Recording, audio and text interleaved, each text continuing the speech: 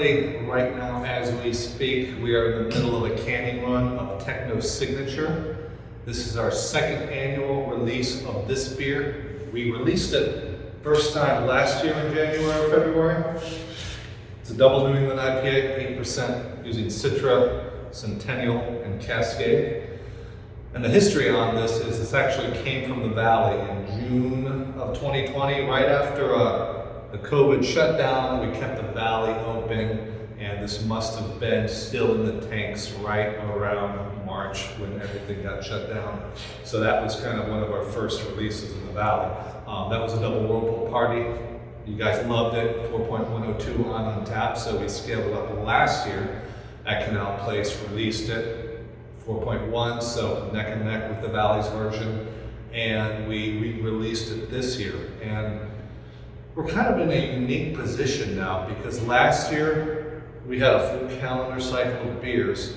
Now this year we're bringing back the ones that you guys loved via Untapped, etc., word of mouth, and then it leaves us room for some new ones. So we're constantly improving our annual brand calendar.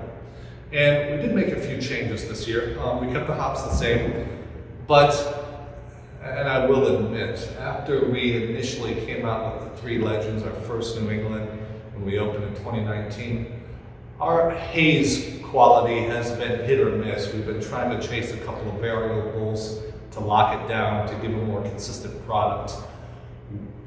A few New Englands before this, before Neptunian, we locked it down. We figured out the variables the way we brew that we need to optimize to get great haze. And from Neptunian family and Technosignature, we've employed those new techniques. And this thing is a haze bomb. It's super creamy, totally hazy. It holds up fine. We've been increasing the amount of lab work we do, tracking turbidity and following the trends. If it sits on a shelf for 3 months, how long is it going to hold its haze? Because that's important. You don't want to grab a hazy IPA off the shelf and you get home and it's clear. So we are always constantly improving these beers, and this one is one of those improvements. And let's evaluate it, all right? I've talked enough. And you guys remember, what is a Technosignature? I kind of reviewed it last year and mentioned it. A Technosignature, and you know I get my names late at night surfing the sci-fi articles. Technosignature is if you point a telescope, visible radio or whatnot, to a planet. If there was an advanced life form, are they going to be able to provide a signature that we can detect so we can say, hey, we discovered a habitable planet and it has advanced life forms and an advanced civilization? What kind of signature would that be? Like humans, chlorofluorocarbons for our refrigeration. It's in the atmosphere, it eats the ozone. We can readily detect those from ground-based telescopes. So that is a Technosignature that we can look at in the stars to see if there's an advanced civilization right at that stage that has not banned chlorofluorocarbons yet and is eating a whole ozone layer. So that's what that is. Look at that. Super creamy.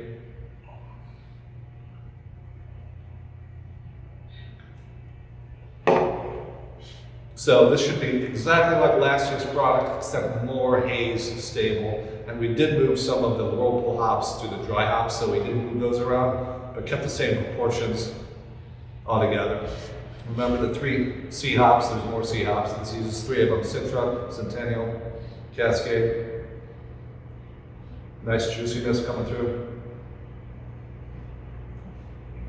Super creamy, not bitter at all, which is a hallmark of a New England IPA. There's a lot of water chemistry that goes in on this to accentuate the creaminess and push back the bitterness from the water. There should be no hop bitterness. Some home brewers and breweries like to add a skosh of bitterness just for some balance, I guess because IPA is in the name. But technically, this shouldn't have any bitterness. It's all in the mouthfeel and letting the hop, the dry hopping shine. So no, this is a great beer, spot on from last year.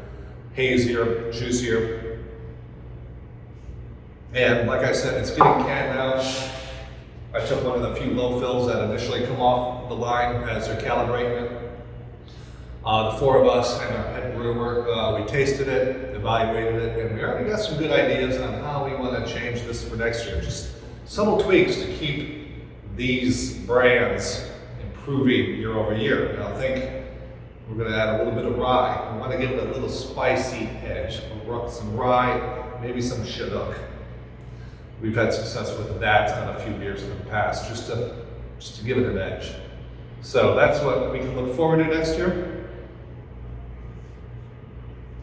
And I want to note that this is a very small run. We had a large run last year. We had a bunch of labels left over. We want to start consuming through our labels so we're not sitting on thousands and thousands of inventory. So 80 cases of this is going to distribution. Usually it's about 240, 300. So only 80 cases, so it's going to go fast in distribution, or you may not even see it at all. It may not even reach most of Ohio, just locally in the Northeast. But we're going to have it in our tap room too for probably a month. So you can definitely count on that. We hope to see you this weekend.